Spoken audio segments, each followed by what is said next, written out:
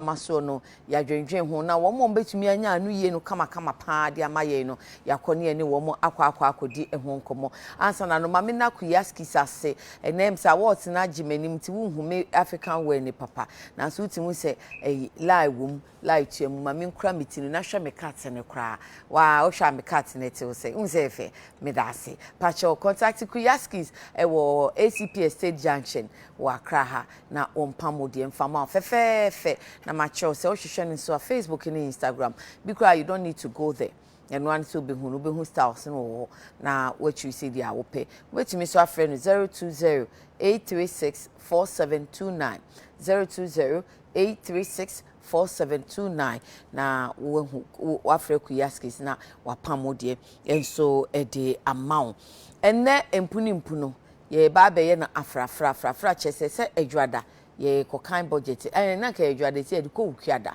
enti obubu obutum de to so dunson ye ukuada ebe ye kwa kokan budget no na ya hwese de ehia wo no fango haw ye dwen fango ntumu ho ye pa adwuma so aye ye sie dollar enu akra de meti ye sie anu pound em se wa hit 681 8 point something and dollar no so na 6 point something e be den na balance na fe ye de ebusa se mampenda da mama se sika oja wo so oja economy na ye kama they have been telling us say economy no beto na enye but papa no say omu anja onu oja ne kama omu na ahwe ni ye na omu hye covid achi na omu say niama oh really omu betu ya yesa enya ye be ka ne say ni ntini nyina aban chi ame wa ha yidie wono eno wo kasama aban enti de ehia nkyiremu de obetumi aka eye nokore besi so asem ni so duame so oh saa de motete won kye nyina eye atesem no na kyese ne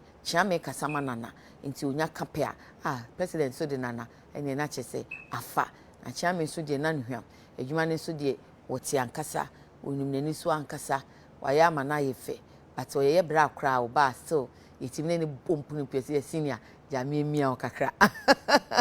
It's honorable Kojo Oppong Nkrumah and my guest Anope. Senior, good morning. Major so don't say. Nyamia do me ho ye na ho so. Nyamia do. So oti ase so ye senior do baby am timhye wadufu kakra. Major say papa. But me dika mo mabaso by the way. Munya 19 and 20 awards. Individual ones ni program ni entire group ni na ye nya 23. Hey, it is awards eba mamu pa o. Oh, on the night in the ya fire, the obiaji ye bia no, omuje 1 2 3. But despite me oh, moya de. But me say juma mo ye ne sene ya hote no. No ehu nsunsanso ne ehu nti ye be koso abomabaso. Ye da. Tuesday ne so ye boss nso nya another one. I say Dr. Father Dixon. In executive leadership and business administration. Oh, your man train kwaso. Your man train kwa. Niti dasi pa. Na juma muboko. Edin so yepem so. I say a grey hair bapa. Na say my body. Young man ya bako kra. Interesting. Kakra. Enti budget ukwada, what should we expect?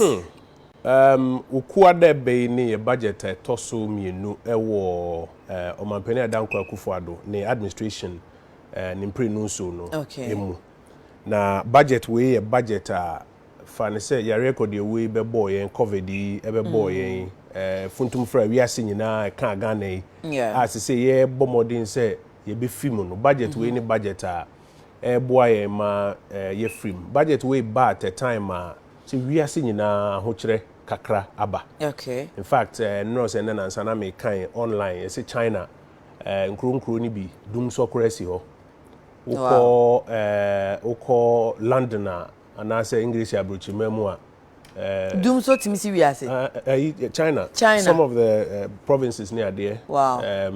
Dum so one of light of bi na say coal now mode mining no na say covid global supply chain near there ho ache ni kakra nti raw materials kra wo de produce power no omo issues kakra ho ukọ English abrochi memo am say petrol bo answer petrol no kra obenya bi kra to area simo edin kakra. In fact niema na fi China ba na first na be $4,000 the fee say from Shanghai to Rotterdam say be $11,000 the same container no enti budget we ba at a time we are seeing them sa ho check kakra Ghana say wo ba 2020 wo be kaya yesi kasem ekwa ahohia ma na bosia pa na wo say ebo ansa na yetumi aso oman no emu enti sabre ya ye ba be budget yi enema hodo wo de waso to form a wo tin komo so ekoso okrum ba ko se na na wo kan fan wo ehun ebo asem hia nkofo juma sem hia nkofo anope say me media monitoring brief ye go through be 8 o'clock anope say baby o demonstrations for akwan ni ade ekoso mrantie ni mebu pe sika dia ye juma ni ade enti ye be ko budget yi mu no nsem be ye na numpa na esi aban ni so okay ba ko eni say ahotra ba wiase nyina e bia kan wo Ghana ha na e be de ne ate so okay ama Ghana fo ba ko ni say mrantie ni mebu a epe akwanya na omoso etumi aye adwuma kakra na omonsa akoma no ebe den na yaboa om okay ba ko ne se ye ka kodum pompon so obi a ye ko enim biom a enye yi wo eka ho no ye be den na yetumi ate ye ka no nsunsun so sabre ya covid ko ya wo se obi a se be ebo na boso mu kakra yi okay ba ko ne se yan kasa ya kohoma sika a ye de chechire oman de fe no domestic resource mobilization no okay ye be den ena yetumi epegyamu na ye kekani na efu a yetumi dia ye mpuntujuma titiru akwan aspiti ahodo a yesisi ayarsabia ahodo a yesisi agenda 111 na ye nkwala suku kwa epese yetumi hwe na gina ne nan so ye nuanom a epe abanyuma wo soldier military police fire ne ade yetumi atremu kakra na ye ho banbo ne ye ho aduro ye no yetumi aye ne yi niema hodo we say nem say sabre ya wiase nyina ye den no isi aban so a ye de titire budget nti ye befa no 11 na ansa na no o kan covid ne na ho kire odi aba bedue ye so na so ebi susu ebi no me kana masisi dua pendwan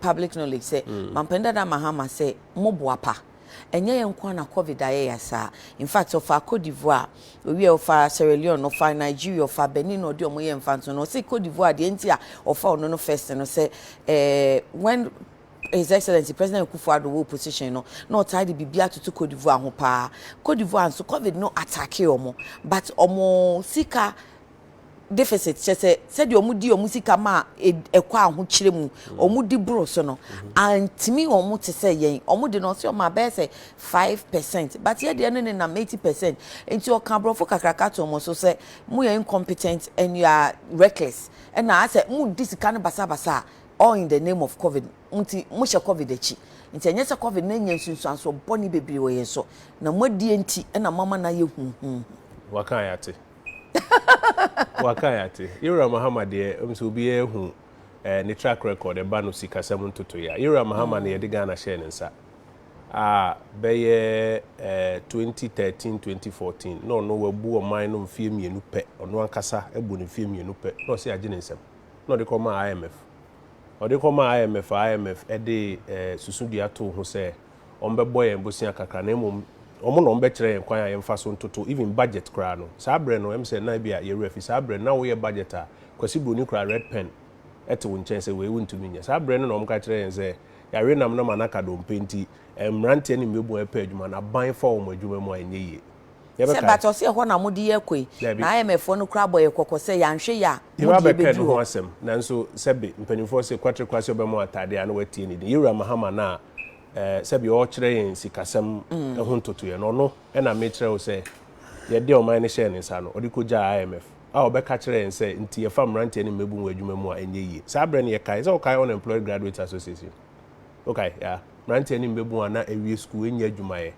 afi o muti eku sabre no na wo wi nursing training college asa obeka ya na abobo so 2-3 years no koda Ministry of Health a year demonstration ye cry by 2017 2018 ho na yearly because na your backlog ho o de fanasem no na fa toto ye de hu se o say Cote d'Ivoire omo budget deficit was just 5% na ye no kre ada na ye de call 80%. First of all, your budget deficit is 80%. Oh, I see. The budget deficit be do 80%, and then they say go mine. The budget deficit for 2020 na 11%. I fear we are eba be komu. Ye dey back down to so be kaya ye na ba ban mu, and ye say deficit no. E ni say try 5%. Okay. Ye ni dey ba emrem, your friend of fiscal responsibility act. And ye say dey share emrem say finance minister be best sana just oba parliament be to me and sana wetumi atra 5%. Ye ni dey ba. But I'm running say you suspend the COVID brain mo. Because ye dey ababate enya adwuma. Because COVID brain no say na we ase nyina ho kire no. Ye ba parliament be kire mu say o see page mu 55%. Na nanka yen ye dey abada discipline level 5% no. And ye dey call 11%. Inti say yam papa so ka say 80% dey na enya no kore. Oh. Ebia one shedenti. Compared to the GDP, our budget deficit is to GDP are nowhere near the 80% we recorded. I know your debt to GDP ratio. Oh no, let me begin with Cote d'Ivoire, which was President Akufo-Addo's favorite comparator to Ghana in the run-up to the 2016 elections. COVID did not affect us any more extraordinary than it did to Cote d'Ivoire, yet their budget deficit for 2020 was 5.9%, and their debt to GDP ratio stood at 45.7%. Togo, Benin, Sierra Leone, and all those ones, among others, have deficits below 7%, while their debt to GDPs are now are nowhere near the 80% we recorded. And say oka debt to GDP ratio, and no year about 80%. Oka deficit, and we about 11%. And we about 11. Yes, 11%. But then I Cote d'Ivoire for no be 5 point something. Because 11. Because so here baby a Cote d'Ivoire economy ni fiba. Now here be a Ghana economy ni fiba. Instance them. And my more explanation. Okay. Ghana economy no. 2017. In fact, up to about 2018. Okay. Now buying na eteso no. Ari nam no manaka dompe. Nye the same na ne wo Cote d'Ivoire. Meba. E mana buying no di akwa akosi awowa. Until you started literally from zero. So be kaya. Na first objective ni say was say you sign literally or minor ABC ni na so ne started chichiri ansa na the 5% anchor na beto ase. Okay. And only a year ya be do some pempenso we are in the year 2020. Okay. COVID ebebo mu a unprecedented borrowing and there was say the support the economy because revenues okay. E dey eba be do some pempenso. Okay. Cote d'Ivoire meaning ni say Oron Ayira Mahama no beka say previously na omo were the same conditions. Until omo baby almost 86 kaniba ni here ni ba. Ya wu sisi so a wonche ntintin here. But then amunim say was a challenge ni mu but mu ma Ghana fo ahotoso say o ye betumi aye ama na ye. Na sa bra ye ba ben mu no na COVID ni ho na meboa. But point ni nti nkomo aye di ni say enne ba bia wiase nyina ba bedu including Ghana no. Kwan ben ne be fa so na ya chechire economy no apie mu. Edi kan pa yankasa ye ho akohumasika ye bo ye de achechiro man so ofa bosia bo ana say send translating into debt to GDP ratio and say deficit mama nchire mu otwi debt to GDP ratio che say fe adwuma ya your money na afie no ne ka bom osika semu a GDP no na de toto ye ka ye de ho a ete osen okay ana so ofa deficit na ye say afie we sika aban etumi agege ne dia aban air spending de odi dia edam finfin no ana say dia anso a wokobo besia abeka no se wo de toto adwuma ya ye oman ni na afie ni na ho atesen eno ye deficit nti bo se no eno na yen ye say ni say tra 5% of GDP mama ma some data bi ene Ghana ye we wono ma esua sikasemu nsemsem akwa ekire yen say nka oman bia ekọ nanim ba bia say the system is working oman bia akọ anim no ana ekọ nanim no ye adwuma fie ni na wie ni esese ne sikasemu a de fa ne GDP na e wo say mu oha nchichemu beye aduonu ana bi mu kra kọ omanim beye aduonu num 20 to 25% of GDP okay e wo say sign ba aban akache eno ne beye akohumasika ye de beye akwan ye de beye nsuo ye de beye janan bia ye de be fa nkwala wo abanyuma mu ne ade ene me no te Ghana afimuni na ye adwuma sika ba aban akache ye ohanchichemu edu 14% of GDP. Usisi a anya hwekra ne be 8 to be 12% of GDP. Emma aban akache no usisi cedis mu a be 30 billion cedis. Ye de nti na emma aban akache. Esan say ye adwuma ne mu dodo na no yentua to no. Nipa na wasoma ne se onkoje to no mra tax official na wasoma ne se onkoje to no mra no be ko ba bi no ne nipa na oye adwuma no aye kanana no understate no de keto abi no de abraban. Okay. Ye mu bebre adwuma ye na informal. Odi dwa oye adwuma de. Na nso adwuma no oye no krata bia na ho na watumi mpo asese se o ahen na wunya enti mu ahen na wo se utua na store emoma. Nti ade ba ko edi kan pa ebeboa ma your deficit na cost where stay be 5% on a year pen. Yeah, I feel we say yeah they ba down to be 7.9 in this new budget year ba be. And say yankase akọ sika na be pejam. Nti akwan hodo a be fa so a ye pejam. Wo bo say finance minister be tutu bi. Say wahra ya national ID. Yeah the obi national ID akoto ne tax identification number ho. Okay. Yeah, no we and you say professionals e wo Ghana say be 30,000 doctor for, engineer for, accountant for, lawyer for, omuntu ato. So mo ye adwuma giska okrom ha say. Sa nkomo no e nkomo a e wo say etumi waye ni edi. Okay. Na sa sika ni na yetumi gigi me ba ban foto mu a enema hodo te say dey American akwan nsuo ajanan bia enwuma ne ade no aban etumi edibi ayesa ne ma. Nti no ne ade ba ko a next year nyame de dom ya yebetimi sa professionals very say 30,000 na omuntu an yebetimi agige sa to. Apart from omo ye nuanom bibra ye adwuma in the informal sector. Okay. Ono so oye okoba nsaka kakra but krata bia na ho a oditua ne to no. O say nya kwan a ye de be gige kakra simpo ateku dama kakra wo ho. Na yetumi close sa tax to GDP gap no ya nya ne sa ya sika hia ye de be ye oman ni ye no e be din say nsa beka nti no ne ade ba ko a esi ye ni so a bo se budget ye be ye eho adwuma nti ye mfa 4 pillars na budget ni be gina so no edi nkan mu se budget be hwe say 2022 ebe yi ahokire fi ho nti na che say aban na nkasa gitum se ahokire wo ho sane amedi kan e ka kire wo no ewiase nyina wo hwe na ahokire abam kakra including Ghana aban no will never say bibia eko so mo bia ye kasa ase de ni de mu ayi adodo unko obi afu mu a wo se unko ana wo yekuani okay eniema mu ayedin wiase afa na nyina including Ghana na the same time no so no e wo so obi sa ho se asaban den na betumi aye ma nipa ho aharen kaka nti fa bibi te say petrol prices wo se nansen be na wotwe ni wo hwa nkomo ne bebre gira petrol prices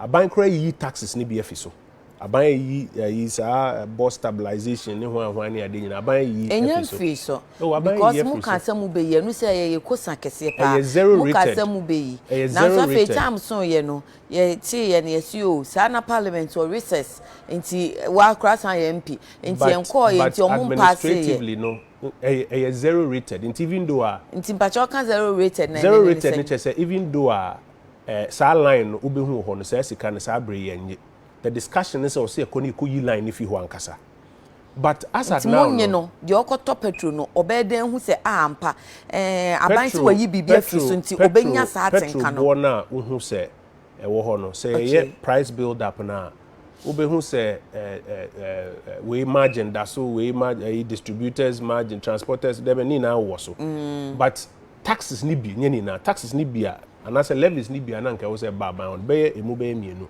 ya in zero rated sabri amene o say but enen komo ba ko a ewo krom ni say fa bibi te say yakwan in fact so we follow transport unions in komo a cost the last 2 weeks one omojitum say akwan a ye nam so no bebre nye ende 2 Ghana kwan nyina asa kwan nyina omo bisa kosa say nti kwan be na ebetumi afa so na enye skade aya kwan no we say wonim sky ba road fund mu afie bia 78 million Ghana cedis na 78 million Ghana cedis eba road fund mu emu aheni ebetumi ede tua contractors ahodo aye adwuma sabre e wo say etumi tua omka in fact so we contractors certificate aba sabre number 8 billion 8 billion untumi mfa 78 million into other Nti say what follow transporters no come back omo de bi mu come on say yenyi road tolls no mfi ho nanka yemfa sa road toll yemfa to petrol so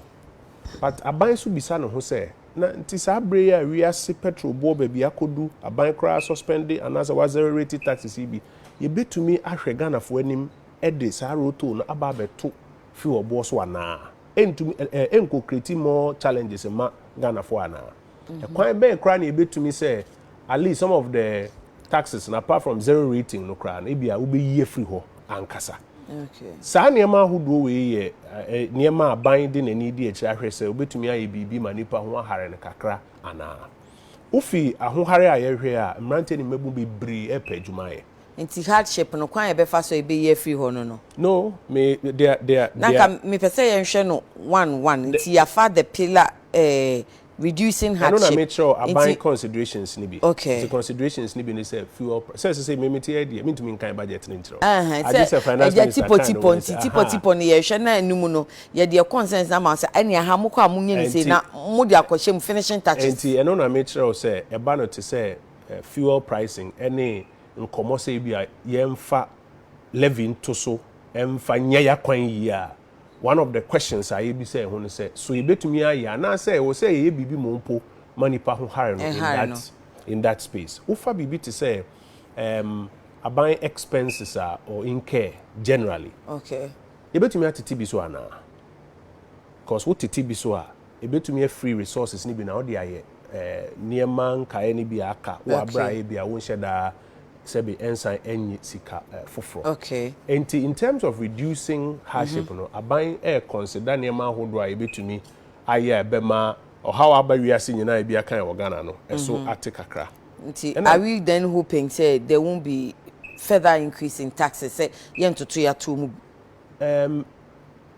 the America so far about reducing hardships generally. So oba na two onkomo na nkomo a me no wudi say eto na nkasa mo pa de enso na me ma example say about 14% of GDP per eneba aban ho whilst it was about 20 to 25%. Inti the be was see di nkomo aba kwan e betumi afa so pija de nim di fo aka say ya amanfo mutu ato anu sha nti de bi omo brofo broaden the tax net as nipa na ye do so mo mutu ani sha nti ye mpe kwan bi a ye be gi nipa dodo no enu nti no be won say aban be introducing measures a ebe boa man broaden tax net no. Okay. Na titiru informal sector ono no uza wo wa hai busumi bia yitua ka ansa na people kra na because we formal sector. Okay. But informal sector be bre kofo ye adwuma be bre kwan be na betumi afa so na yensa kan sika kakra e wo. But at the same time no so say making sure say ehiafo e ho nkyere wo so obi ono de ne de kakra obi di no ono no yemfa yensa enka no but obi a ono ne de wo anim kakra but n'adwuma ye informal no ono so yebetumi ho kwan e be fa so eno na ise brofo na twi na wo chirechire mu if say eno so mo opponent former president Mahama say 2021 sa na mo no ye kan asem na mo de brofo ye gymnastics wo manum na mo ba resaresa sa na mo ja hoko na eto a 2021 mo suagu ye so panye to keto so mo nim se covid aba ye nyina mo se wa kra wo kan se wiase ayede enso na mo asen aso ato agu Ghana for so ye Mahama wa kan ya te ye nunu nia no yiye bia ye di Ghana ma ye nyina ehu de ekosi ye nti sebe ono no ye ni yiya no but said you kan no so Ghana for fi ye ni yiya no ma me nkyere masemu bibi te se adwuma amrante ani mebun epae ekwan be na ebefa so na nya sika ene emmoa ede ama amrante ani mebun a epa adwuma na sentem ye adwuma bi ma aban from Ministry of Information amrante ani mebun a eye adwuma na so mo person yo adwuma be 2000 ene be kan sa man adwenkyira hodo man feedback ahodo se di kan omo hia sika ehun si hun wo fom. Okay. Na sebe ni pode ma on nyeso channel pa na o san ageni sika friend patient capital. Kwan be no mbe fa so anya patient capital. Apart from sika na nkasa so no omo hia guidance. Obi o ha o ni bibi kakra ye but ohia akwankyere kakra. Okay. Na wetumi aye na dwuma no masika efri emu aba. Enti sika guidance. Etoso mi ensa tore bia o be start adwuma no kra na ye gigi ni sika bi. Ese ji se utua we registration we say na me amuska no me ni bi afi na me pe kon start adwuma me start ya na edi miska sa esa me ni so kra bebrimi ti kwan be ni betumi relax sa na ma no na nko start po no ye adwuma na se sika na e ba ansa na wetumi atua bibi saa adwenkyere we ni ade a ye kruchei me ni mpefe se finance minister eni mpanimfo budget we ya ye ba ya chichiri bibi e ma emrante ni mebu a titiri omo pese omo ankasa omo nya dwetire bi ene akwankyere bi de ye adwuma na aboa omo adwuma omo pese omo ye akọ na nim te no so obi say ade a omo betumi ahwe nim in this upcoming budget. Na because already mo bibi sa ma emrante ni mebu no. But also a trim dia wo ho no kwani nyame nim ni wo hwe akọ na nim but ekọ na nim be ye ne ho ho be mienu miensa nka be boa because baby are you free ban you fit tokromu na eba nti ya ebi but ye ko enim na o si etumi ye ne moho be emprenu ana mprensa na ya mo ni ta hu se sa mrante because I say oh yeah maybe mo ye boa mrante ni maba mo baso no mo ma ye o madwuma and so day in and day out yes science omu nya adwuma nya nti then you ask yourself say no mo aban mo package me ka Dr. Mohammed Awa ni Nkrumah mo so eye bibi ma bi mu nti sa Nkrumah na over the years even if it's been 6 years or 5 years sa for no ye de ani di akire aye adwuma aboa kosisen na ma ye hu se o esote because I said there be aban se me boa me ma capital so e maburu no so ye ti wo musu first question also be so sent nipa hina na etifi a epebia enya bi okay my figures many say we me ba say fanumpo me pese me simplify no obi ati ase simple emrante ni mebu 1 million ena na etifi eni adwumaye ena ye ba emfie nan a edikan wetumi aboa 200,000 po a 800,000 na aka no it's what you but it's still a significant number into what mean ka say maye bi kakra first 4 years ni ntino e wo say obi a problems over there bi and na make say the aka wachire no but can you be who changes kakra o system be who changes na change no e gradual na say how do you monitor them that for na you boa o into call NEIP we call Trade Ministry, we call Ghana Enterprises Agency, ni on website ni adia. Omo a bit of data on omo ayaboa person omo ba be do omo so nyuma omo tumi create ni adia. Be na me catch say so we problem a ye di fear se ye solve no kakra e was say a double effort no. I think that is a principle I was say state. I was say a double effort. Ni making sure say mrante ni mebu budget we mu aye for ye betumi a support ebi baby abeye ne ho mo mienu ana miensa krampo aka ho ma omo akọ nti some young entrepreneurs support no de ye nim dada na ewo ho na no ye ma young entrepreneurs capital na ana wensu another initiative me say so fa nkomo no ejina fe no all right ba ko ye dada no kwan be na ye bi pejam okay na ba ko ye sen ne be na enya foforo e de aba beka ho nti egu afanu a ni na no ye ka ho bomu a ebeboa ma emrante ni mbebu a omo so person na adent na ya separate ni sa no say ye kan nyina bomu a emwa ye ni so ade hunu na na because enye obi a ne pad kro nti bo say ebi mo de a omo hia ye ode friend no micro and small scale enterprises okay ena ye wo wonoma sebe ono nti ebia obi ho a ni sika ohia 1,000 2,000 e de adi ni jacket we 5,000 10,000 ena ye wo obi so ono ne de adi ohia 50,000 100,000 okay ansa na de a ono oye adwuma bi abrante oye adwuma bi ohia 1 million 2 million nti mo say your venture capital trust fund no sika ekoho no eno de sika pudu a obi kwa akọje bia be 500,000 1 million e dey in business any award to say national entrepreneurship innovation program near there 50,000 70,000 100,000 for no or mass lock for na be 2,000 JDA ni keka on there ansa na Ghana Enterprises agency for almost some dey until egu ahodo anya obi a need na yepe na say one chichem no anya attention am obi a wo de ni na abefra sabi yete anya obi a na bia obepesa obekọ bank bi o high street say oni bank manager bi be kwa kwatna akafo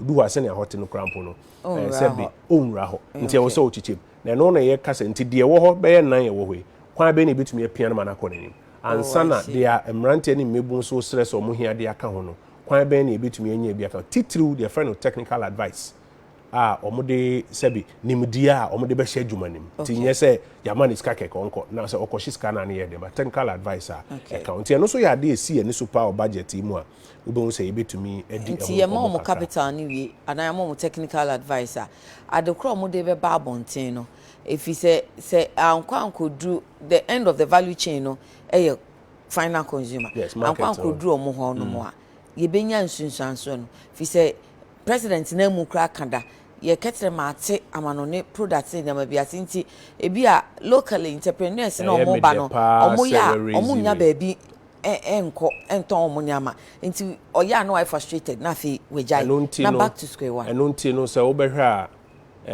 ye obibi ti say ekwan a ye fa so ye manage eniem fiama no ne ba your trade facilitation to be a de to ne ade kakra fa ne say e de choki ne mani bi titiru ne ma e betumi aye wo Ghana ha sei ana ne ma ye tumi say Ghana for this cash mu a omo ye ti aban obi bisa ho say nti was aye boa Ghanaian industry Ghanaian entrepreneurs na omo call manim na at the same time no ye nyan ma obi nkonko importing of fofofo embeto market no so ana nti obon say pbt say benchmark valuations are ye de ba say be 50% cut across board on some products no and common bi ni say kwan be na titru products are ye wo Ghana ha say no ye betumi ayi saa 50% na fi so nti wo de e ba ye nte so emma na ene dia obi ye wa ha no at least aye competitive na wetumi ensure say local producer no ono so benya kwan wo market ni mu enye saa na say was ayaboa na kakra ne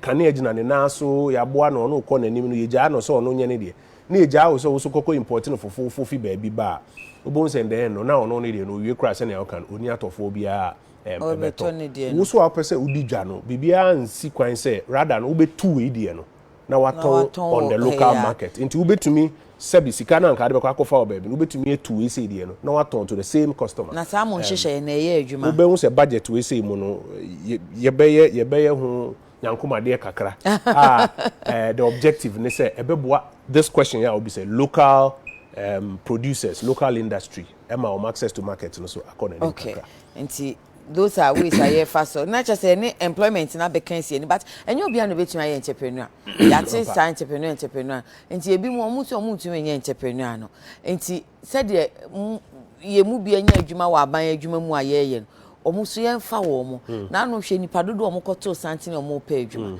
nti safo no so ya hwe entrepreneurs awie omo maka no ye be ye omo de ene ma mienu obi a opa adwuma no eye ida aban adwuma ana se nyo no kra na obi na adwuma obi adwuma se bi adwuma a we yewura Dr.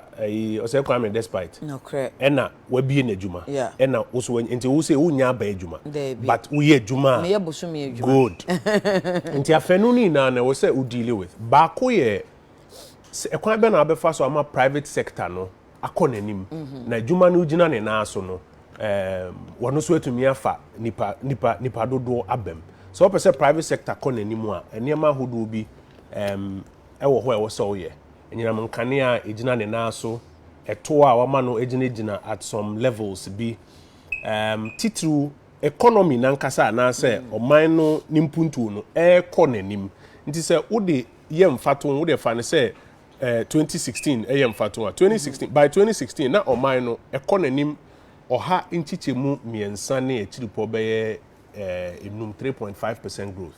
Oh, I see. So oman economy 3.5% ta oman mu mbie fast enough na Dr. Sekwame despite and say private person be na adwuma no afa ya awom eno e private sector de no but so oman mpuntuo no economy mu a and we check data na between 2017 and 2019 no oman mpuntuo no average be 7% per annum. That's double 3.5. Nti speed no oman economy no literally double. Okay. And no economy na private sector ni mu bie no bie atumi afo obi wa adwuma. Minti so obi tifie na oka se ti ebe den na manya adwuma. One of the first points ne say for any hwe senior oman no ne mpuntu no economy ntentem na aban a oman economy sa aban no obehu se boa ma obi private adwuma abie ma wo so anya bi wo. No ye 1 2 aban na nkasa enyuma mu into ubehwe afiti 2017 first na say IMF inti ye fa enkwala wa ban dwuma mu a enye yie sa bre no Ntina we kofa Yera Mahama dey by na me say me mpese me kɔ hɔ bebre because ye kɔ hɔ afi bon se nkɔmɔ na politics. Wo be kai as abre no. Mrante ne mebu nka so mpa adwuma no. Anu yi a mampani de man as abre ne so onye magician. Time nkɔfo ka say scan ne ebotom no. Or say ought to be first cancer nkɔfo botom. Me mpese ye be kɔ politics ni bebre. But eno na amanfo te ye no mo se sa na wo ka kye ye oni etena nkyɛn na MPP for no so meye na ye nhwe MPP ni ba ye na o mining punto na fi 3.5% na ba be do average 7% na ne 1 MPP ba ye na 2 enne obie emu se nkofo nko police nkofo nko soldier nkofo nko fire nkofo nko immigration na because of backlog na ye figures na wo dey man na reality in reality se nya reality anka wo hu se ye biem se ye fa nkofo soldier police immigration Ema nkofo atena fie na meka se nipa 1 million etifie a eda obenya ban a obebie mu se nkofo mra adwuma no obehu kill se beba ho eno na na wu hu no compare no to first na yesi ye ntumi mfa mo kra na ye nya magician fo difference wo me pesa no pay ye be into the political space but point ni say in the public services no nansen ase hu kra ta about ye fa 11,000 ebi ni police ni soldier ni nkeka 10,000 or 11 because police be fa 5,000 okay immigration 11,000 prison who the GS ni nkeka oni ade ni na kan 11,000 eno kwa ye nansen financial clearance buy afi wu se koforsa because kofor na fi ache kofor we school no matna fi ache to the extent say ye dey be say napco buy me example napco ye dey buy no me fiti time me start di oman punto hu nkomo echiri me hu bi da say daba ko ya fa nkwala 100,000 Ghana ha say president Kufuor na me wa say President Mills na me wa say President Mahama na me wa say President Kufuor me wa say ya wo ha say me hu daba ko ya fa nipa 100,000 so na ko ye bi obi be ka so aketua ni so compare 700 no to 0 okay obi be ka say na so omu nyina ye nye on permanent ampa ye start 100,000 and oni momo a enye adwuma afim 33,000 eno nka 13,000 yihu say nkwala account the napco row be 67,000 pen account napco no so budget we say mu minim vice president finance minister president ya ye ho adwuma ma napco for no mbeti asempa bi wo budget we mu sa be 67,000 na akano because on nansen ye omo bombarde me pan say omo permanent job na ye see omo call compulsory 2 weeks leave bi aye omo ayem hihie pa first not tifie abai bi buy not tifie said the whole kind of not you know say na ban so other youth employment models and abai na no say yare na mana kadompenti e fa nkofo adwuma ma enye yie no then youth employment model wo refi normal adwuma nka nkofo mo unemployed graduate association adwuma nka sa be ahen na you are sure say this association agu and now ye nti omo nka what omo nka because of these interventions and kakra na me catch say napco 100,000 and nebe 33,000 enya baby ashe akabe 67,000 da which is on the majority omodoso I said na me catch say nti first na ye zero no bi atifi ni dey 100,000 atifi o ena ye 100,000 afifi aba napco mu na napco no 33,000 enya baby ashe na 67,000 na aka no bo se budget we say ye be kire kwan a omo so enya baby ashe in this budget here be finance minister by Wednesday obe kire baby omo so efa enti gradually no eba no te se adwuma semo a ye koyenim is getting better than before afifa believe to say ya kwan akwan ya de ba ko a ehuhia pa mimi krom kwan fiti oda bedu ofon ase 36 kilometers and then yami adom yetumi ya ekota 20 kilometers aka 16 kilometers fiti oda ye utra abnase kakra ho se yaka ansa na utra ye friend say kofini mo kakra abon say patch kakra dem aka 16 kilometers contractors ahodo a eye adwuma wo Ghana fanan baby bebre no obeti ese o contractor wasesa ne niam akọ enya bo apaye o because foto na ye de ato say ye kruche skedi tua contractor for sa foto no isua na me catch say sika afie ni na yetumi mobilize road fund ne sika 78 million finance ministry so kakra e bia be hu sika yetumi mobilize nyina be 1.2 billion say the tua contractors from IPCA 8 billion there's no way between tua into say budget we see e was say to me identify kwan e betumi e pagya sa foto nim okay na ye de aye ya kwan ho edru because obi obe demonstration say ne kwan bia no odi ye say kwan ne nye but kwan chen ade e fa sika eneye nti wasa ye di hu nkomo no e wo se ye di nkomo waka contractors and obi a odi demonstration ye sa demonstration ye na asa afa mu hunahuna nkrofo se me mo nye demonstration and I know me a meeting my road minister say you unreasonable say obi be hunu ebe yes me demonstration apia kwan if he say obi a ban ye na demonstration to me enforce aban. I was like I said the demonstration young for right to be say unreasonable say obi be susu say Ghana kwan nyina ebetumi aye no prekope at a go nipa na ope kwan no de onfa ho order say o say me demonstration no road no vote no say enti na de o ka che obi say me mo onye demonstration bisa na kwan ya obi anka say e mo obi anye demonstration okan ema mienu ye nchire mo obi ante ase okan ema mienu o say one unreasonable say obi abi assume say Ghana kwan nyina ebetumi aye na at a go two na say mo kan ni say omo ye akwan ni ho adwuma na e wo se nyina no ye buy into the picture of eden na ye ma akwan na ye no ye ho ahare yen na nye demonstration no per se no e na be fix kwan no e wo se nkomo na ye di no as a holistic nkomo and point in say for example so we your chairman ti we be kan ni sa but omo mutie ni so ten no any said your kan no e felt as if say hey ma munya demonstration so obi antumi nya demonstration ma ban pressure na ban be ye obi akwan o ye ni nkaka na budget ni sika sen na ye twa ye de ye kwan enti na ye ti say me awano na dru so e be ya ma etore bia ya sen ya asem no ye kire mu ma public no yetumi me say ye de ayemi ma wo ka ni aye no A+. Oh brapa ni wo de nkai no na ye adwuma afa de ye mom ni enche asem ni yi me say etore bia ti o me say etore bia se ni asem no ye frame no ma public no elicit some public anger nkomo aye de nipa ne kan na ne atwa ne de ato o say nkomo ya ye di me gi say wahwefo nyina ete ase ba say road fund sika de banyina 78 million finance ministry for so nyeska kraka mbo besia kakra ke na abom ne bia be 1.2 billion na say contractor for certificate nko edu 8 billion 1.2 billion uditua 8 billion enko contractor for no kra utua omo 8 billion ni we are you be a friend cost to completion the aka on any more be we because plan we just 2 or 3 4 months so talk akra pe na start to say okay take feed there odi be we akon anim kra and no kra wo sesen be another close to 8 billion if I say 16 billion yeah the 1.2 billion upejam uyi cap no craft is 1.9 now 2 billion craft enye djuma okay enti enkomo be na wo se ye defy ye ho se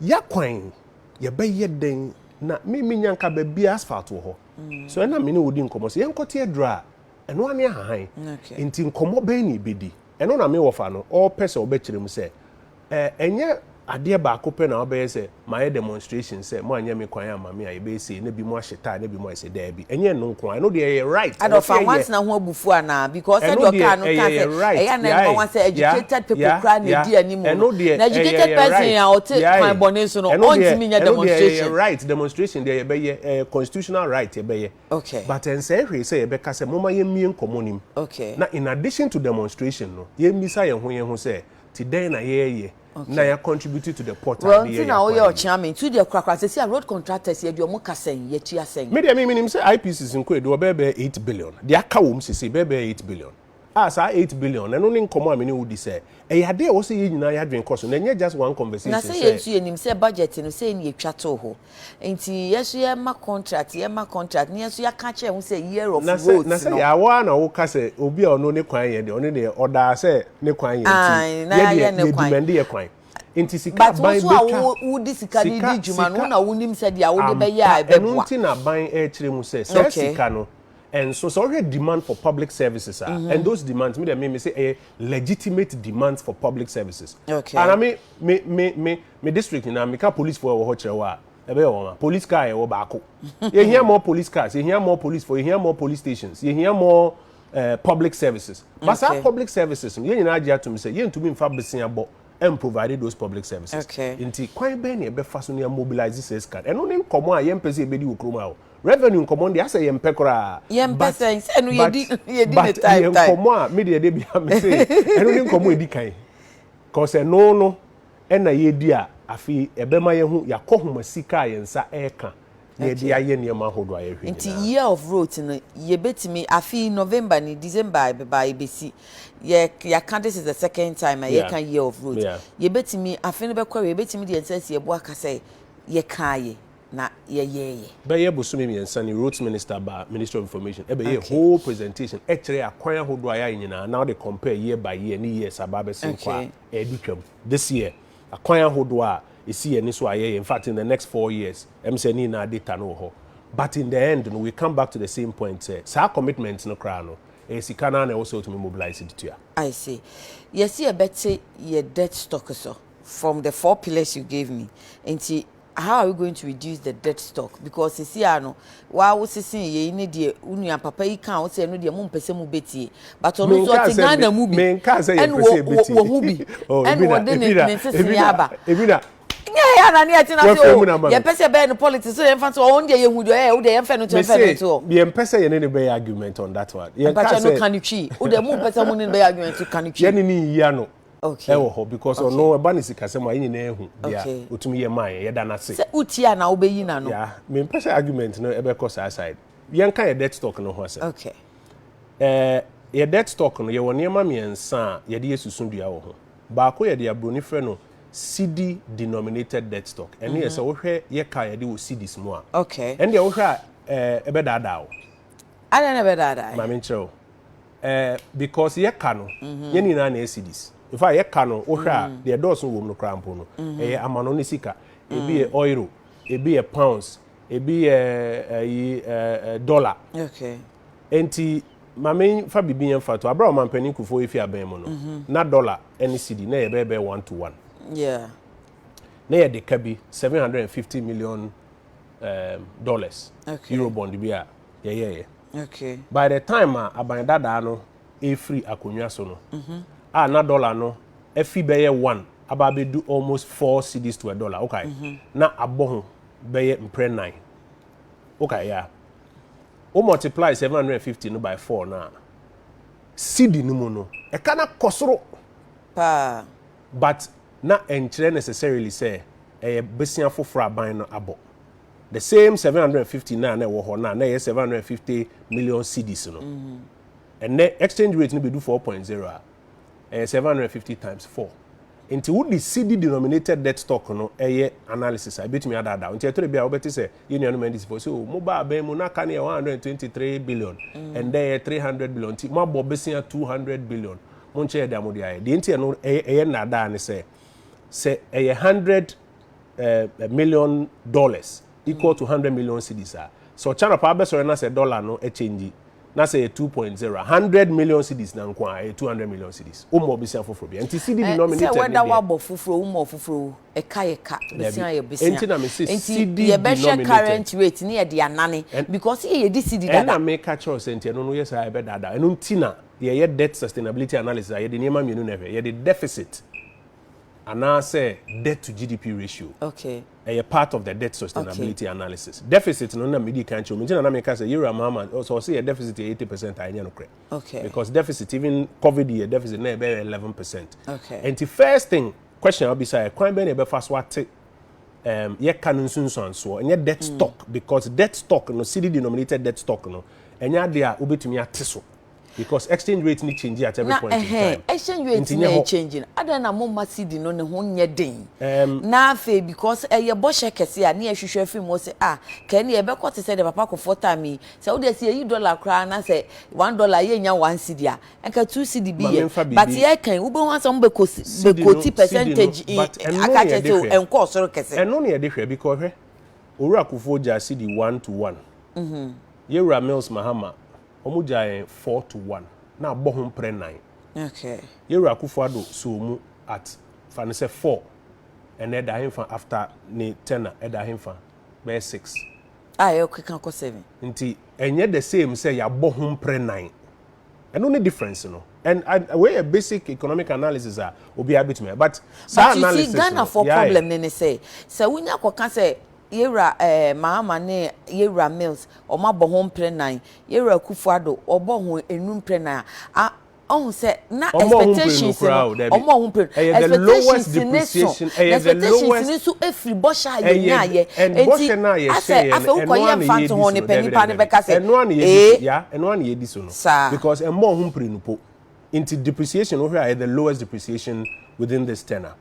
Especially Sidi ne ho betumi aye den da. Sidi ho be ye den a ejina ne ma hodo ejina kwan a be fa so ya exporting more na importing less.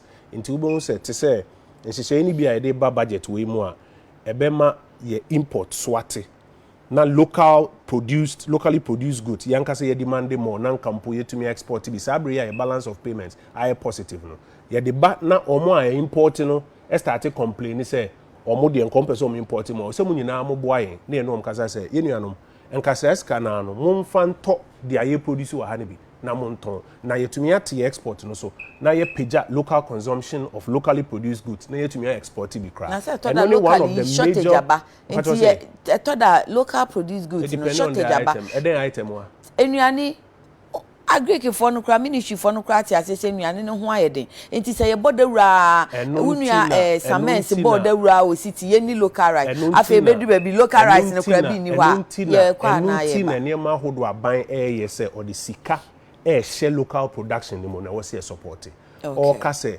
the sikani technical advice about say imagine yen ko participate be planting for food and jobs in local agriculture na they are okay and nti na yen nyina na wose etumi say be support those initiatives because what do I know don already e bi wo but initiatives na ban roll out na support and be resolve question na we okay so we are still reducing the debt stock. We are reducing the debt to GDP ratio. And yet debt not stock. The debt stock. Then the any money so some reduce. So when I make sure we say debt stock CD denominated debt stock no. Who could this kind of amanone be a yen, be a Deutschmark, be a euro, be a dollar, be a pound. And sana 199 to CD. Tis only when you koko to what they are. And your benchmark ube to me achieve. Rather no there was only when you a deficit.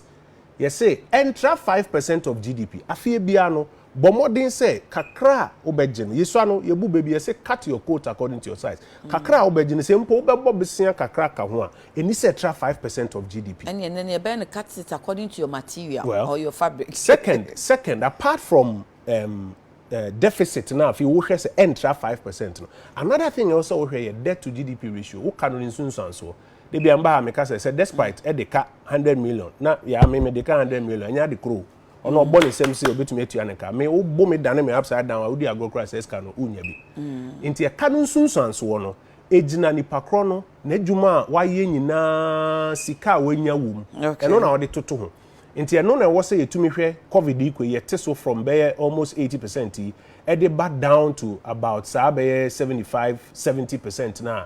If I echo was in say by 70% there, I was able to make sure say 65 to 70% they won't cross it. Sani ama mienu we say, ube say budget ya ye ba be di hun komo yi. E be kire kwan ya ye ni esisu say deficit could do 11% because of COVID no. Gradually, e be san atwen back to not more than 5%. Within 1 year, yeah. E be within 1 year. To say car echo speed no abo once break. Car no be to me. Inti ube say gradually, ube show the friend deficit path and a medium term deficit program say if 11% I feel we be afane say be 7.9 na be 7.5 I feel die nim no ya be do e be 6.5 na feel last year no ya ba be do 5 no so let's say they are back onto the fiscal no na ntisa aka ne yen ne de ba ba mu say ni say cross 5 so obekaya ba ko no be 40% politics so ya o say yen no si studio age credit ama ho kane no then a matter of fact na ntisa 2017 iba ene de be share ho say ni say extra 5% na chia me wani awai se si ano yen oman say oman no ye de capacity ye public debt stock agent say I'm say Bank of Ghana and the best place to publish the latest figures. And Wednesday, Minister Bao be announcing the latest figures on the public debt stock. But even are we going to borrow again? 2022 budget in because the budget is not a balanced budget. And yet zero. Deficit ni zero. Na mo yesa mamu. Tiemi. Adenti na mo kache Ghana for say ye mo bosia na bosia nkwa na ye boabu o man obi abetimi abobosia na mo da so ko bosia bro. And I'll answer that question. Say ne Ebi na me no di nkomo say car eco speed ubo at once breaker ebe muni. Say the deficit no covid ne ade nyina deficit na kodu 11%. Yen yasem e kan ne say eni say eboro 5%, yanka say 0. Yes eni say eboro 5%. Say na eda 11%. Na say wote supo ba 7.5 and 7.9 and say obebo besia 7.9% of GDP. Into we bisa me say ye bebo besia biom in the next budget 7 point something percent of GDP there. Ye bebo ntu bon say esote the following year na so better more by the next year now if hopefully ya kwa back akwa ko do sa not more than 5% na ye kan no. Number 2 me ni say ya ka say aban bia mo besia da ye kan say say not more than 5% of GDP. That was after you did that fiscal responsibility act no any edi shame say nti say ya ne mmra de ayen yesusu say ni say ya tra 5% no ya ye ne mmra say ni say come more than 5% of GDP. So bia ba na say besia bo no and come more than 5% of GDP. Now rather na ye hwe na etotu and it me pagem from 14% no to be 20 to 25%. Na afi na be hu say yakọ sika no eso niam hodo a yina ye hwe anim say e wo say oman no etumi ye man. Okay. Now yen share domestic resources. Wo ka se kwan ye be fa so a yeah, ye benya sika because it's linked to kwan be faso a ye beti besia bonus. Economics dey say jama we professor wo. There be bra misrewa me form trip ma ye bi. Enti ye fan link ni ehwe kwan ye be faso because mu kan nyina empire na ye bo say mu ka say more taxes. Enema mienu mu na wo say ye ni cost say wono ma entumi entua ehiafo Oma wa hohehie mu pa no yemfa ye ni nkosi omo so eno ye one and minim say obon say budget yi mu finance minister o kire akwan a ye de broaden tax base no na akwan a ye de mobilize sika from particularly omo ye informal sector business na at the same time no be kire kwan a sa measure no enka ehiafo anase enka obi a enim so no de sebe the obedi kra no ayedin amano nti bo say we be try so we protect the poor and the vulnerable but yakrama kakra won nsem de na we see to me I won nsem wo he oh na say yes so vulnerable for ni bi yesra mo pa what you award 23 years kakra wo nsem pa so say je kakra bi ni e de me kwan no obi kurum samomu Mr. Rojakote won no award ni yaje but wo mo award ni yo mo dia share jaisa okay enti ye be hye se enkoka nipa dodo no anase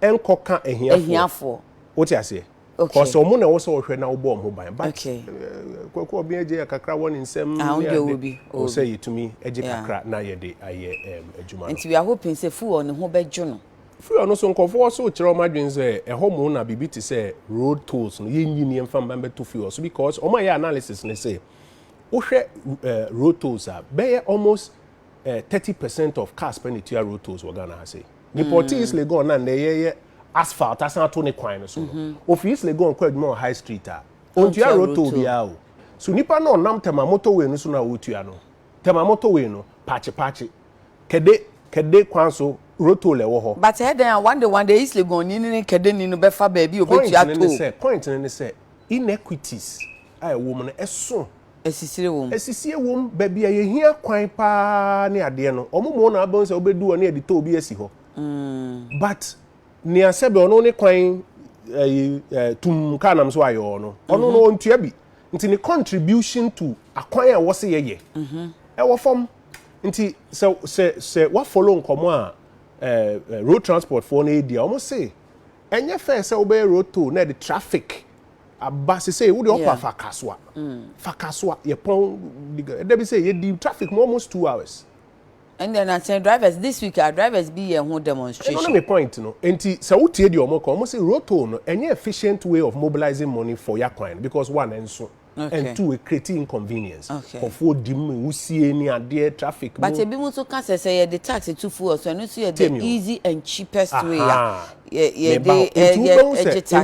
fact metumi aka pain o man panin fenche metumi aka pain even within government there's a big debate as a emu apai be mienu there's a group of senior government officials almost supporting the view say sa rotos in komoya road unions no push say yen fentu fuel so no it may be the best way because o se numbers na say we fi rotos so be 30% of cars per nature now the to fuel so ubetumi anya close to about 2 billion cedis a year. In fact, this numbers by 1.8 billion cedis a year as against by 78 million from road tolls. Okay. NTTO.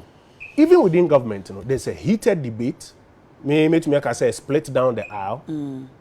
But President is very concerned about simple. We see a piece card ya coin, we see a gist card ya coin. So yam fast ha coin we so I know so a bit me the inflation ne ahokyere ne ade no ye pese etis no akọ n'animu ana. Yeah. And only president consideration. Na ye hwe anim say in the end no EMT na say ye settle I bring the best point. Great. Economy no. Mo ya aban mo hu ni say e wo crisis ye gina hwenhwen e gina yie ana market time ana ye koye ni. Ghana economy no recover from COVID no. Say wo hwe baby na ye wo first. Nti ye wa hokyerem. Yeah, oh, I want to make sure we are seeing now. I mean, I don't want to use the word crisis. It's the economy in crisis. See, only the ubisa me 20 times. So upe coat be for me who and the coat in unya. But you must have me pay coat to be because you know we are senior journalist. Me can't say me pay coat if you, but I'm just asking my question. I'm just asking my question. It means I'm providing my answer. Say, we are seeing na yakwa hu here mukakra. But Ghana economy no there. Ohwa say gradual recovery eba enwie pay onye obi a problem na solve. Okay. But so the total baby you fear CFE 3.5% growth. Bamu average by 7%. COVID ma ye call down. Time now economies need be going into recession. COVID ma ye bar down to about 1%. Na safi we say ye picking we say anya hwekra be 4.5 this year betumi aba back to be 4.5. Na next year etumi akọ back to be 7% na. Ghana economy na economy. Mohwe baby to say first na fundamentals na stronger than strong. No. Sanka fundamentals na stronger. Ka COVID economy se go into recession ka Ghana ka ho bi. Into exchange rate no exchange rate enye zero. Enye zero. Depreciation has not been zero. But one kasa me did say what na say a kind global publications I described the CD as one of the best performing in terms of depreciation in some of the years gone by. And I mean, I am fat on saying politics na me person me but so we compare 1 to 1 I be do 1 to 4. No be of far not 1 to 4 and that 1 to 6. And yeah zero. But we emwagina saying first no. The here ne say ye koye anim no ye best support aban measures na ebeboa ma Ghana economy ma technically define unemployment say underemployment ni ho kan but I'm say they are no specific numbers na ka ba say betimi akodi government responsible say okay what our employees say yen kotim free na e wo ho ni no ya adwen na e dey say your task Ghana Statistical Service say omo try no get to some specific numbers especially when we are digitizing ourselves. It's digital. Oh, Minister, unfortunately, every nason because Minister catch me so say committee bi. It is a bit swat time no nyina na me jet na ma no ndubo a one me de. Nti e wo say me really even no. E o man for nso no. Sisi a ye be ye ne den. Mukosa ni nso gumo. Yembisa bi ne hwen ye. Oh, yembisa bi. Oh, any minister ma me kwan dia. Chese o say oni problem. Me for 15 minutes. Until man for 15 minutes na kana mam. Nicholas tell you say, "Hey, mama, don't let him compare Ghana to any country in hardship. Stop laughing with him. Ask him what they are doing about no job." AJ, or say Charles, the tax network will be broadened in the budget, but the vulnerable will be exempted. Okay, say, "Oh no, Jama, or you 47 minister." Until the minister cannot. Derek governor say, getting angry watching the show. Why? GDP deficit, all sorts. We need to know why Kenke is 3 cities above and the solution to it. Almost say yemra form to omu level. Adentina dokuni size ne so ate. And so born so kosoro. Edientia. Yeah, I would say you saw a course we factors of production. Okay. And near ma utumike kanya ma boom now they produce here.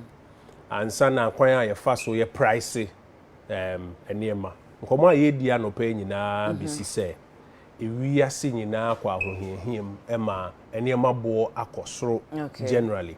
But ade ba kwa they compare o kan ombeka so na you kan GDP ni deficit and inflation. First of all, GDP ni deficit as me wona akofa bai na na wose chiri. But secondly, say even ye kampo a say me wi ansum bisa say ye beda na ye feel we kotoku. Sa pepepe. Nti they ono ka say nti they ono ka say me nka GDP ni deficit no. They am che match and say e ade wose. Ya na dia ba. No, me say e ade wose di nkobo. But bibi to say inflation. Inflation ye na ade.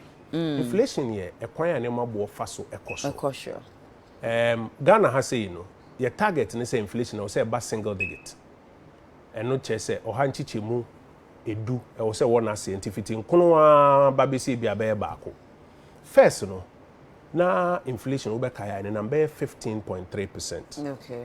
Na che say ene mabo kosoro a ekosoro at the rate of ohanchiche mu edunum ene achiri pomiensa. Okay. And the inflation enye zero. Into the baby ano ubon say to say dokonbo koso, but inflation about down to under in fact say just 2-3 days now we release so the latest numbers are about 10 to 11%. Into to me who say above form, what does that mean? I said the rate at which a nema bo air kosro no above form kakra. Yeni swadi hu ni say inflation no ebe koso above form more. It me above form be do be 6% po Krampoa because 8 plus or minus 2. Okay. 8 minus 2 is 6. It means buffer to bear 6%. And naturally say the rate at which Niama bo ebe kosrono eso bete aba ohanchiche mu insia. Okay. Inti interest Niama bo enkosro anase enkosro. But the chene say first no na etumrika at 15% ohanchiche mu dunuma. And ne a slow down to bear 10 thereabout. Your target here 8 minus 2. 8 plus or minus 2. That's about 6. Okay. About to bear 6, I feel be say. Sa ne bejina fa kwacha na. E bejina fa kwacha nti ntumu kura beba omo say wumwa na fi. Oma tumu kakra. Eno ne target, na no ne comparison na wo say yetumi yeso. First na the age na 15.3. Say edu e bia fa ne say e ba be 8. Niema akoso nyina akọ nanim kakra be 10 11. Okay, target ne say yensan fa mbra be 6. The year the man ni fi 15 bedu 8 no. And no na yegusu a ne covid airpen baby na ye ya na nka ya twen aba bedu be 6. And no arishemu say almost a budget is about outlining measures to keep inflation. And I hope say basa Ghana for na be feel because e bi o ha momo kan ye brofo na nchire mu but say okota ade no na sa ade ni gina ho a Ghana for na feel o feel to the extent say first no na nka ekosoro at a certain rate intentem and ne ekosoro there but enko at the same rate until feel. Okay, well, man, for a simple feeling. Sarah, August, say ask her about what they are doing about our duties at the harbour. Duties at the harbour, no, na me say even post Abrea, the benchmark valuation 50% aba ya tete biso no. Selected items be or while see yisa 50% discount on benchmark values no free so because any man you produce you Ghana has say na yet to me a convince nipa nkode ni sika kokra sa niema na bi efi China no yetumi a convince ni so onfa ni sika no onfentu e wo Ghana ha sei okay na ontoma the same customer e wo Ghana ha sei okay nti duty no say duty on ade a ye betumi a produce wo Ghana ha sei ya wo say ye kan ho no kra di ye ho nkomo say enuanom say duty ne de nya ade e wo say ye te so duty a efa eniema yetumi produce wo Ghana ha sei no e wo say yetumi support Ghanaian industry na Ghanaian industry economy because radio ya ma mfa de nyem faton fa se me na me kra ne mafia bruchire mfa ne se akokọ me na me kra akokọ ifia bruchire ba eye me madwuma okay bia me mrante emienu miensa bia omoboa me pack ne ma no teacher se me ne nipa 9 na eye adwuma sa sika kro na no say to me e dey invest in local poultry industry no na nko for 45 enye adwuma in addition to many me nko for 45 na bon se juma akoso mo ye juma na ne saka kakra o de bon se local economy no wenye ska kakra wato dokon kakra wato e kakra nti local economy ni so gburo nti in the end no ebe boa yen say particularly for products I to me produce wo Ghana there duty hun komo no yin na beti ase say ye product to me produce wo Ghana ha say dia sa duty nkomo na nya there wo say ye sere say ye nte so okay na rather no One ma do sika ko krasa na man fi amano ne ba udi kan emo ho asem se samen ska se ye nyina start e do ba bi na emo na short e wo se sa sika krona because emo market no aye fried rice check jollof aye di emo market no wa se tafi sika krona wo de kra mo no fi abruchi no ye mfa sa sika krona no ye mfa nye local emo no ho adwuma na nkofo nye adwuma wo ye grow local industry ye grow local community because market no de e local e wo ha ya Omafo na ne be hu ache Cliff NKZ ene minua bay ma me kan omudie ne emom Cliff said that ben ye be free soldier for na ma wo mo akọ omako medicals and our Blaze said we say udumo no so cry be mo say as honorable minister how long would it take for the police recruits to be taken to training enti ni nyina yesa military for security for no sabria meti say but you need to say processes na start say na odi kan you need to so start be 2 weeks ago numbers are na fire immigration all over the place into processes are go through you hear him so be na wie no this year so that financial clearance dey ma this year no we mo ya from this year no betumi free na next year you to me another set of clearance for another batch so to me akoba ya dey am hope say this year emrante no hope say protocol is bi an hihye akira mo mo kogi na wi aso ne beba no na ye twa wo mu nyina nwu say na o ma digitize ade no be den hu say we anase anyway say cause say wona abeko computer no so wato card wakoso wakoki wo data we qualified and now you qualified wo na say wo height na nso a and no protocol be na ebitumi ama wo height na so I don't know so who say video bi na ma me police woman no a short kakra and no all sharp branch tintin o catch say ne height no enso what disqualified with ne height na say omo different height requirements for man member the fact that short in interest because height that now would disqualify for na binum pa okay mami Musa branch so dear man first alabesta say hello good morning please tell Honorable Oppong that his hometown there his hometown first what there no quite in your me sure say his hometown road now Becca. Na say me by material say ye kwan 36 kilometers. Okay. Ya ye 20, aka 16. This is who could 16 na aka no so na aka say his hometown road is yeah. His hometown road na no ansi actually. Any ehwe na kan me. Na no ansi na say me hu ya enka ene me kan man pa. Ras Akito says yeah the NPP took the country's debt from 120 billion in 2016 and today it's now over 350 billion. How much is being used to finance the free education? What is percentage as compared to the amount they have borrowed in 5 years? That is Ras's question. Ras medical actually say so the CD denominated debt stock here analysis e be da because $100 million a 1-to-1 na 100 million cedis so na exchange rate ni change here eno kwa ebetumi ahu say e bi akodu 200 million wa bra wo mo obisen bia anti CD denominated debt stock analysis na dey be da na 1 2 free SHS enye bosia na dey finance part of government discretionary expenditure dey Ghana sika and financing. And that year of what percentage of your debt and eco free SHS no. And yeah, it doesn't apply. It doesn't apply in this case. Isaac Into, please ask Honorable about the teacher training allowances for me. I am from Hohoi. But you say allowance now. Teacher training allowances. Is it going? Is it going, saying? Omunsaka. Me sure says I know patch. He only said ask him about the teacher training allowances. Omusaka, you better ya first, no. Ya dia na ya cancel, but that no buy no so cancel. Okay. Ya restore ya yetua. And okrese woman obeti say be so omo arrears be 1 month be na 2 months be by in the end no omo etua. But nkomo a ye di nyina ye pagya ye domestic revenue ni mu no. Some of those delays e ban you to me overcome some of those delays. Okay. Let me see. Emmanuel Semrika says, Madam Host, good morning. Thank you for bringing my man Kojo to your studio. I'm appealing to him that they have to reduce the salaries of appointees by 30%. Obi sokra busa asem say CEOs in the board members or board chairs to state organizations ahodo no ase wo mo akatua ne emolument ne dooso nti se nka wo so de no mu hwehwe aso a che no hye benya sika wo hopa. Well, a fair point for somebody to make. Almost all masema omo kan say so wo hwe ebia industry no mu nti ebi o ho a obi wo Fanese obi wo Ghana National Petroleum Corporation. What did you compare Talo for and Keka on idea or now the same industry anymore? What are the remuneration levels like? Say per se state-owned enterprises or more perform to say globally competitive peers now. Omuni ano me wama no ni ade nyina ye adwuma krobom ye person ye te so omo de na e den na wo se ti o mane one e ba the ministers there minim so man panin ne ministers ya nye aketua ntumu bia in this eighth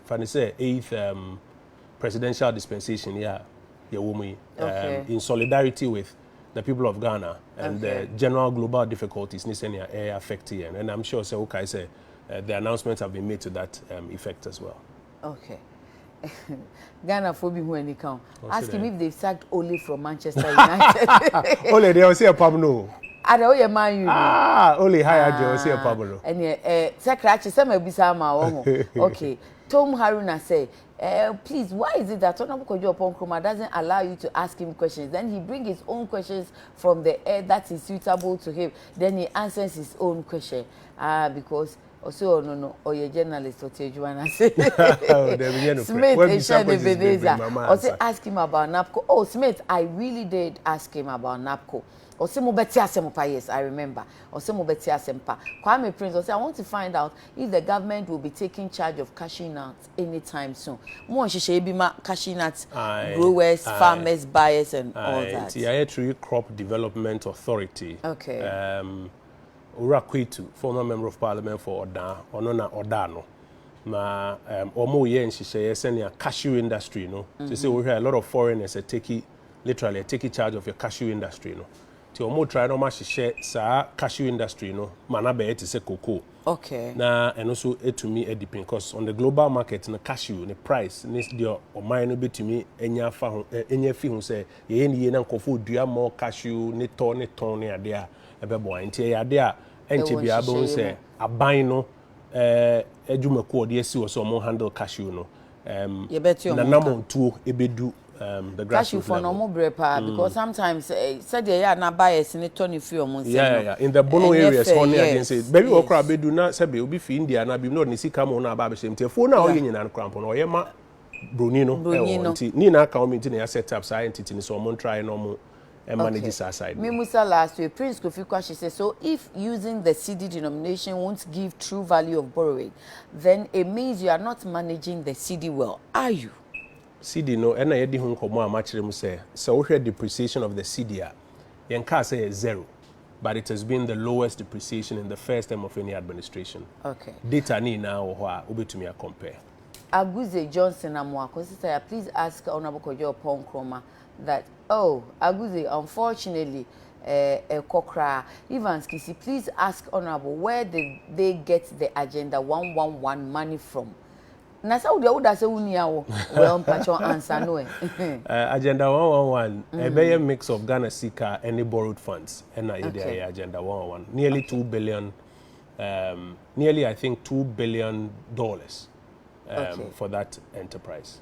Thomas Kaba, please ask Honorable, why do we import refined oil when we produce crude oil in Ghana? Because oil refinery Ghana has say no into me in Yinane naso and until no introduce bibi anem so say toll debt recovery tema oil refinery a car net daho we introduce say into me ntia o mokano na nka matema oil refinery ejina na so bi mo kra dwenche ne say o mine nankasa the refinery business ni bia my sheda nkom na mom ye attractive private businesses to set up refineries here na ometumi a refine it send ya call Nigeria Dangote mo na say omo take lead in the refinery business so yen try na yen attractive many apani Matthew Poku Prempe omajuma omo ye the petroleum hub na ade omo ye part of considerations na say betumi yenya refinery but sa breed yen to be nka say yen sort ye refinery atinti no obi ha nyusuka wo krom ha say because crude oil won't be famous. So Aguze question about Aguze will say why are they going to introduce new taxes? Me ji say actually ewo ha say anopay gap that between sika o say eba aban akache any dia eba any kwan e wo say fa so e mobilize sika wa bra yemma ehiafo ho enchire wo. Okay. And only fine line that was say okay. Okay, I think Obidi about clarifying the teacher trainees. The allowances is in arrears of 6 months. 6 months. There be 6 months there. Me need say 6 months. Me check him out, but 6 months sounds a bit dire. Okay, let me ask this last one for Granite. Yeah, that when will you distribute the laptop for teachers? I will say check your timelines, no education. Okay. We need timelines for that distribution. Okay. Because we are information minister, and the Ombe say be answer me, so maybe some Pacho. Or never say teacher training allowance is in arrears of 6 months. Pacho could you actually mom?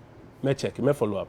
On here, because on money abripa, ya no mudia, but ya no mudia, but follow up. It's in arrears of 6 months. Honestly, questions in a gym in sim.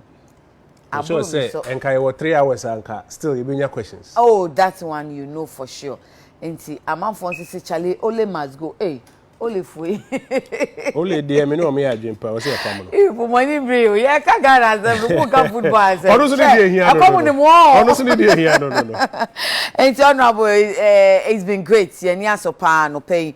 Wadaja odi afemi yenka se yedasi ho pise budget ni be wi ade wa kan ye bebo playback say yen hu ni se be san friend say be yi wa no wa himem budget no de be bia na be wi san friend me na me mra na yen go through some of your key considerations. Okay, it's that papa honorable Kojo Oppong Nkrumah ye Minister of Information and now ye MP of France Ayiribi and anope ye ni no edi nkomo edi afa eniama hodo a aman ebe di hu dwuma afia ye besi motiti osika no baby omudi omoni kire se aha ne yebehwe nti budget no se enya maye kra ye bubo hu nkrate pa no wo hu baby ebe fa ba na ye busa de opani mama kan say and person obeko but oya say we don't want to argue him I want to win any argument no o say o no wanye ni ye nti o say wari na amana to do mpeni de okai ye de ndi okai saa but ya kan you manfo munim say ya de me so nkra me komu mu nti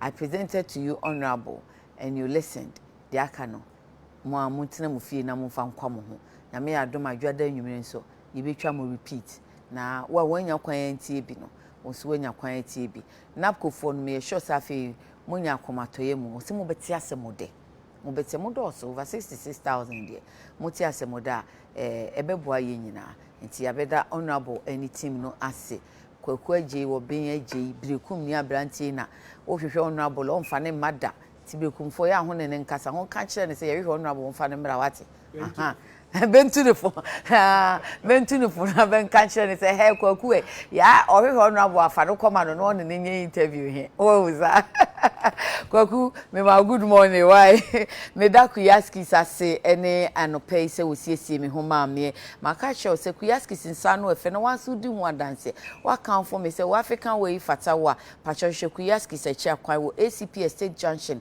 e wa Accra ha Instagram any Facebook or eye kuyaskis KUYASKIS kuyaskis na unso kohwe styles a ubenya na wapamodi wo wo de so de kwa obeyama ne ho ha na ne sano so efe frɛ no 020-836-4729 020-836-4729 meniku no ye damo ase na wotwi nyina kai se ochina critical issue ebeba so eja kwabena koso ahwe chiama Vim lady efiokua na sati enwumere no memenda enwumere no so de United Show besisi a number 1 entertainment show ya waje abasobodie hostess aje abasobodie show no so aje abasobodie enti ya na no so waje bre na wahwe yakram